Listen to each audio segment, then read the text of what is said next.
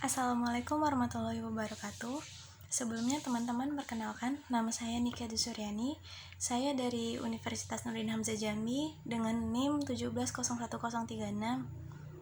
Saya merupakan mahasiswa dari Fakultas Ilmu Komputer dengan jurusan Sistem Informasi.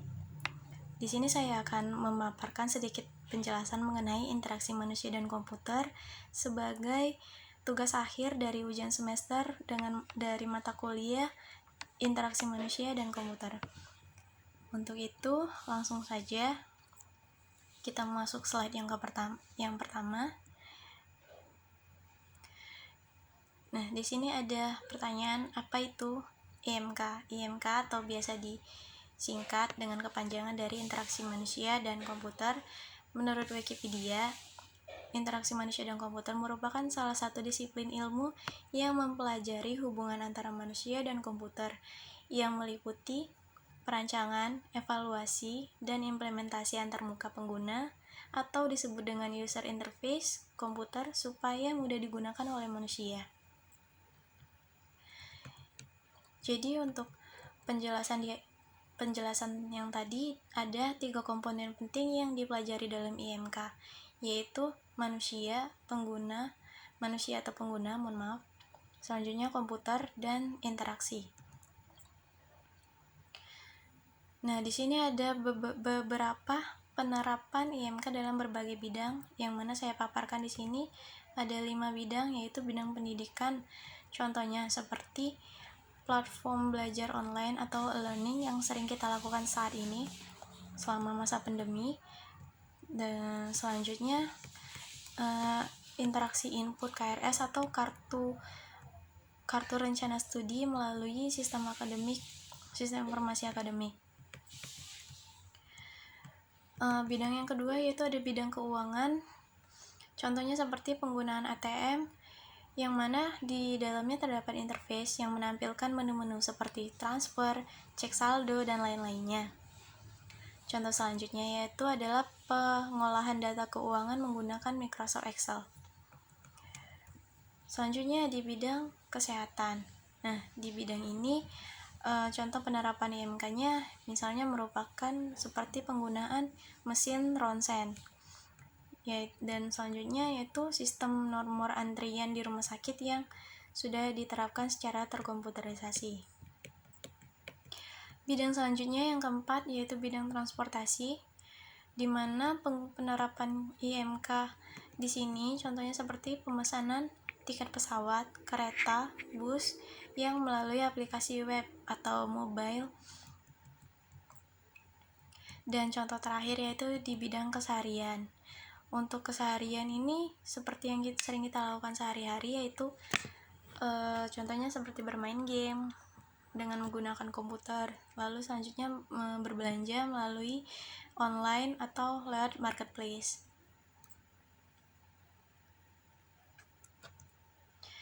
Pembahasan selanjutnya yaitu mengenai tujuan interaksi komputer. Jadi di dalam tujuan interaksi komputer ini ada 3 tujuan. Tentunya setiap mempelajari suatu ilmu pasti ada goals-nya atau disebut dengan tujuan yang ingin dicapai. Jadi tujuan IMK yang pertama yaitu membuat software atau program aplikasi baik desktop, mobile, ataupun web yang user friendly. Maksud dari user friendly di sini yaitu bisa diartikan dengan ramah dengan penggunanya, sehingga pengguna bisa dengan mudah dan betah dalam mengoperasikan program yang sudah dirancang. Bahkan pemula pun dapat dengan mudah menggunakan program tersebut. Selanjutnya yang kedua tujuannya yaitu mengurangi kebingungan dan frustasi pengguna saat mengoperasikan sebuah software, dan juga mengatasi ketidakamanan sebuah program. Dan tujuan yang terakhir yaitu meningkatkan kepuasan dan efektivitas kerja.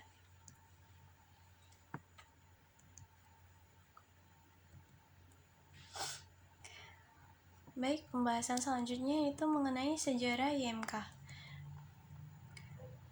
Jadi IMK ini pada awal mulanya yaitu pada tahun 1950-an Pada tahun ini, antarmuka atau biasa disebut dengan interface hanya berfokus pada pengembangan hardware saja. Contohnya seperti switch panel. Lalu masuk ke tahun berikutnya, yaitu pada tahun 1960-an hingga 1970-an. Pada tahun ini, antarmuka atau interface mulai berkembang pada pemrograman seperti COBOL dan Fortran. Masuk ke tahun berikutnya, yaitu 1970 hingga 1990-an. Nah, pada masa ini, antarmuka, GUI atau Graphic User Interface, multimedia, dan lingkungan kerja seperti sistem network sudah mulai berkembang pada tahun ini. Selanjutnya pada tahun terakhir yaitu 2000-an. Dimulai tahun 2000-an hingga sekarang, antarmuka mulai ditekankan dan pada perangkat mobile dan juga pada layar interaktif.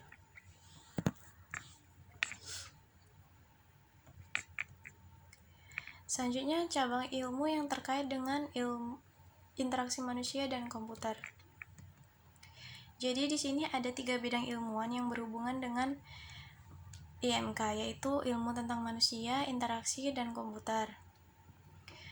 Sehingga beberapa cabang ilmu yang terkait di IMK, yaitu antara lainnya seperti ada linguistik, yang mana linguistik ini merupakan ilmu yang mempelajari tentang bahasa atau aspek bahasa.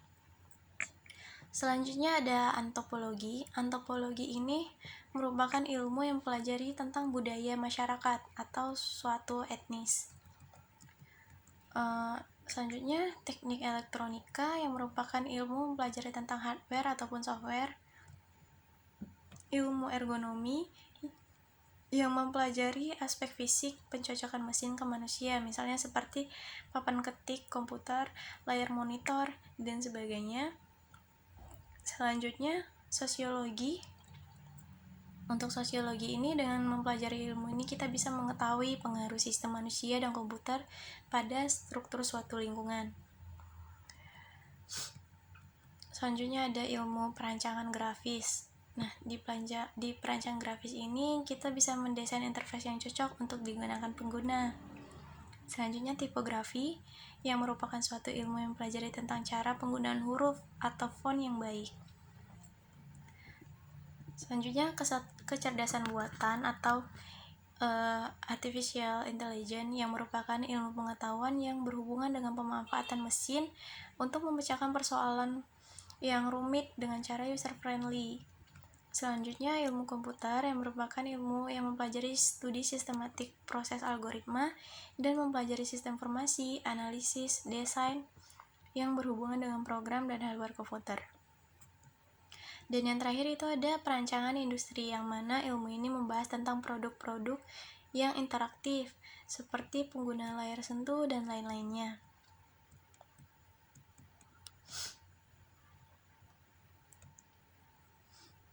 Dan yang terakhir di sini prinsip utama mendesain antarmuka atau interface. Jadi karena IMK ini berhubungan dengan interface, maka kali ini kita juga akan membahas sedikit mengenai prinsip utama mendesain antarmuka. Yaitu yang pertama ada user compatibility, yang mana sebuah software atau aplikasi harus dibuat seolah-olah mengenal penggunanya, karakteristiknya, sifat, bahkan kebiasaan usernya. Selanjutnya prinsip yang kedua yaitu product compatibility.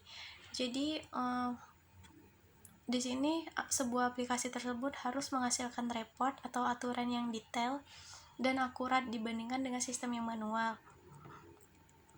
Selanjutnya ada task compatibility, yang mana maksudnya jangan membuat antarmuka yang memusingkan user. Jadi buatlah desain antarmuka yang memudahkan user, bahkan untuk user pemula. Yang keempat yaitu ada familiarity, di mana antarmuka dibuat seperti pada umumnya dari segi layout, model, dan lain sebagainya, karena hal ini akan membantu user bisa berinteraksi dengan cepat melalui interface yang sudah familiar. Selanjutnya simplicity, maksudnya yaitu antarmuka yang memiliki banyak tidaklah selamanya baik. memiliki banyak tidaklah selamanya baik.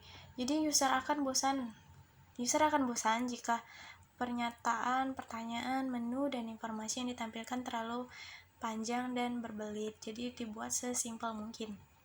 Selanjutnya ini flexibility. Untuk flexibility ini maksudnya yaitu sebuah aplikasi bisa menyelesaikan masalah user. Jadi tampilkan menu dialog box, hotkey, dan fitur lainnya untuk memudahkan user dalam mengoperasikan aplikasi. Dan selanjutnya itu ada responsiveness. Pada dasarnya manusia mudah bosan dan tidak ingin menunggu. Jadi sebisa mungkin buatlah sistem yang langsung memberikan respon dan input sesudah user diinputkan. Dan selanjutnya yang terakhir yaitu robustness. Maksud di sini adalah pakailah kata-kata yang sopan pada menu error dan yang ditampilkan agar nuansa user friendly tetap dirasakan oleh pengguna. Mungkin cukup sekian penyampaian pengantar interaksi manusia dan komputer dari saya. Lebih dan kurangnya saya mohon maaf. Saya akhiri. Wassalamualaikum warahmatullahi wabarakatuh. Semoga bermanfaat.